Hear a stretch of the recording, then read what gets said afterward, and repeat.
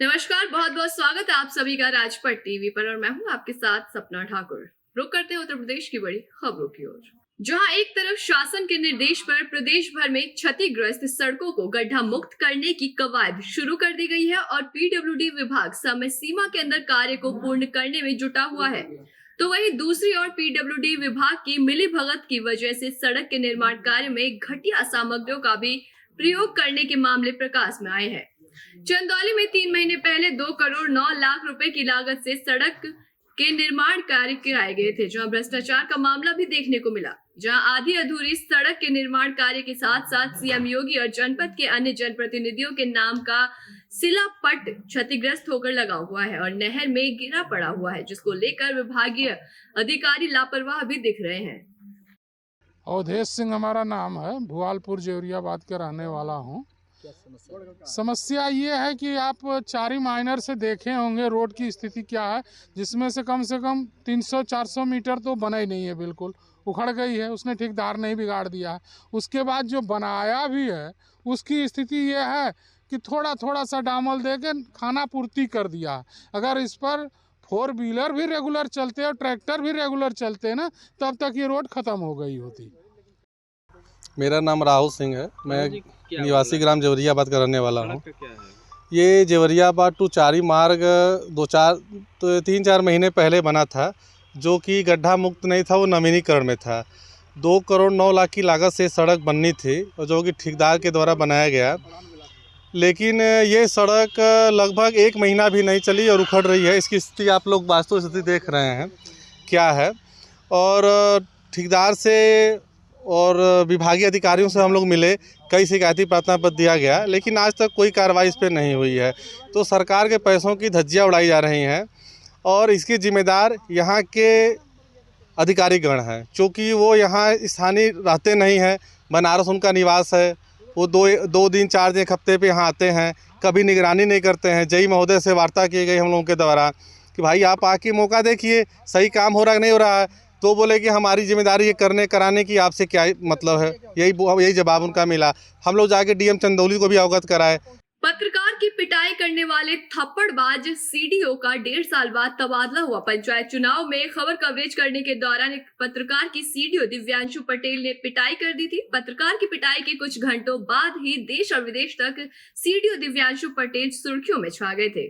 आक्रोशित पत्रकारों ने सीडीओ के खिलाफ जगह जगह धरना देकर मुर्दाबाद के नारे लगाए थे। सरकारी कार्रवाई से बचने के लिए सीडीओ ने रातों रात पत्रकार से मिलकर पूरे मामले को रफा दफा किया था। बदायूं में सीडीओ रहे ऋषि राज को उन्नाव सीडीओ पद की नई जिम्मेदारी मिली थी। सीडीओ दिव्यांशु पटेल को विशेष सचिव खाद्य सुरक्षा और औषधि प्रशासन विभाग उत्तर प्रदेश शासन की जिम्मेदारी मिली थी। पत्रकार की पिटाई से सुर्खियों में आई सीडीओ दिव्यांशु पटेल ने उन्नाव में कई ऐतिहासिक विकास कार्य कराए हैं। अक्सर डीएम से तनातनी को लेकर सीडीओ दिव्यांशु पटेल सुर्खियों में रहे हैं। खबर झांसी से है, जो झांसी के ग्राम रक्सा क्षेत्र के कोटघेरा गांव के पास बनी नहर किनारे नाबालिग बच्चा कच्ची शराब बेचता नजर आ रहा है। मासूम को कच्ची शराब बेचनी पड़ रही है। ये क्या हो रहा है? योगी सरकार के शासन में हिसाब से तो आने वाली नस्ल भी बिल्कुल बर्बाद हो जाए, क्योंकि छोटे बच्चे शराब बेचने के लिए मजबूर हैं। गाजीपुर से है, जहां माफिया मुख्तार अंसारी के खिलाफ आज पुलिस ने बड़ी कार्रवाई की। पुलिस प्रशासन ने माफिया मुख्तार अंसारी की बेनामी संपत्तियों पर कुर्की की ताबड़तोड़ कार्रवाई की। पुलिस प्रशासन ने मुख्तार की 4.40 करोड़ की बेनामी संपत्ति कुर्क कर ली है। 3 संपत्तियों की कुर्की की गई, जबकि मोहम्मदाबाद थाना क्षेत्र में ईंट भट्टों की कुर्की की है। कुर्क की गई सारी प्रॉपर्टी मुख्तार के चचेरे भाइयों मंसूर अंसारी और समेत कई भाइयों के नाम पर थी। वहीं मुख्तार अंसारी की इन बेनामी संपत्तियों को सीज कर दिया गया है। जिले में मुख्तार अंसारी की 4 स्थानों पर कुल 4.40 करोड़ की बेनामी संपत्ति को सीज किया गया। गैंग लीडर मुख्तार अंसारी, उसके गैंग के सदस्य हैं मंसूर अंसारी। उनकी तथा उनकी पत्नी के द्वारा कुछ संपत्तियां अर्जित की गई थी, जो सदम रूप से बेनामी रूप से मुख्तार अंसारी की संपत्तियां हैं, और मुख्तार अंसारी के खिलाफ गैंगस्टर का मुकदमा चल रहा है। उसके तहत उसकी बेनामी संपत्ति के रूप में 14(1) के अंतर्गत आज 4 संपत्तियों का कुर्क की गई है माननीय जिलाधिकारी गाजीपुर के आदेश पर। उनमें से एक प्रॉपर्टी जो है वो मोहम्मदाबाद तहसील यहाँ की है, वहाँ पर है, और 3 प्रॉपर्टी शहर गाजीपुर के अंदर हैं, जिनकी मार्केट वैल्यू लगभग 4 करोड़ 40 लाख आकी गई है, जिन्हें आज कोर्ट किया गया है। खबर गाजीपुर से, जहां पुलिस ने करोड़ों की ठगी करने वाले बदमाश को गिरफ्तार किया। पुलिस ने शातिर करीमुद्दीनपुर थाना क्षेत्र से गिरफ्तार किया। पकड़े गए शातिर ठग उपेंद्र राय पर गाजीपुर के थाने के अलावा लखनऊ के विभिन्न थानों में ठगी के कई केस दर्ज है। शातिर ठग लंबे अरसे से फरार था और पुलिस ने इस पर 15,000 का इनाम भी घोषित किया हुआ था। करीमुद्दीनपुर थाना पर एक ठगी का मुकदमा लिखा हुआ था, एक और अन्य मुकदमा भी लिखा हुआ था, जिसमें उपेंद्र नाम का एक अपराधी उसमें वांछित था, जो कि अपनी गिरफ्तारी से काफ़ी दिन से बच रहा था। गाजीपुर पुलिस द्वारा उस पर 15,000 का इनाम था। आज उस अपराधी को भी 15,000 के इनामी को गिरफ्तार किया गया है। इस अपराधी पे पूछताछ के बाद पता चला है कि यहाँ के अलावा लखनऊ के विभिन्न थानों में भी कई मुकदमे दर्ज हैं। लखनऊ पुलिस को भी सूचित कर दिया गया है और सुसंगत धाराओं में इसे जेल भेजा जा रहा है और अग्रेतर कार्रवाई, जो विधिक कार्रवाई है, वो की जा रही है।